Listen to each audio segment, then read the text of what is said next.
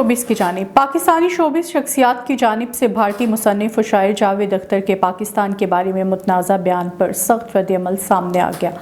जावेद अख्तर ने लाहौर में मुनक़दा face festival के दौरान पाकिस्तानी कौम से मुतल्लिक मुतनाज़ा गुफ्तगू करते हुए तंज़िया अंदाज में पाकिस्तान को मुंबई हमले का ज़िम्मेदार ठहराया था।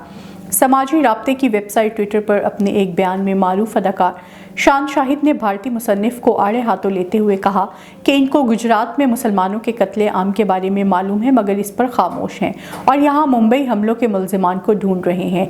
इनको वीज़ा किसने दिया? अदाकारा रेशम ने अपनी इंस्टा स्टोरी पर लिखा कि सबसे पहले अपना वतन अजीज़ है। मुझे हरगिज़ इल्म नहीं था कि जावेद अख्तर साहब ने फेस फेस्टिवल सेशन में मेरे मुल्क के बारे में जो बातें की मैं इन कहे हुए अल्फाज की मज़म्मत करती हूँ।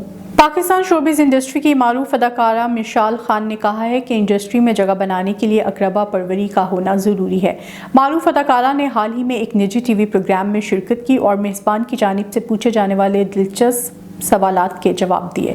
मिशाल ने प्रोग्राम के दौरान ड्रामा में मरकज़ी किरदार हासिल करने के लिए किस चीज़ का होना ज़रूरी है कि सवाल पर ऑप्शन सुने बगैर ही अकरबा परवी को लाज़मी जुज़्व करार दे दिया। बादअज़ा मेज़बान की जानिब से ऑप्शंस मिलने पर उन्होंने मरकज़ी किरदार के लिए इंडस्ट्री में बेहतर ताल्लुकात का होना ज़रूरी करार दिया। आयमा बेग और साहिर अली बग्गा के नए गाने विश मिले का टीज़र रिलीज़ कर दिया गया। पाकिस्तानी गुलकारा आयमा बेग ने कहा है कि इनका नया गीत बलोचिस्तान की सकाफत को खराज तहसीन पेश करने के लिए होगा। आयमा बेग के अगले गीत का उन्वान विश मिले है और इसमें इनका साथ मारूफ गुलकार साहिर अली बग्गा देंगे।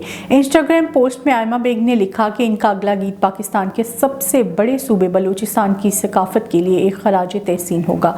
उन्होंने मजीद लिखा कि मैं बलोचिस्तान की मीठी जुबान और खूबसूरत रवायात पर एक गीत बनाना चाहती थी और इस गीत के जरिए एक बड़े सूबे की सकाफत को मनाया जाएगा।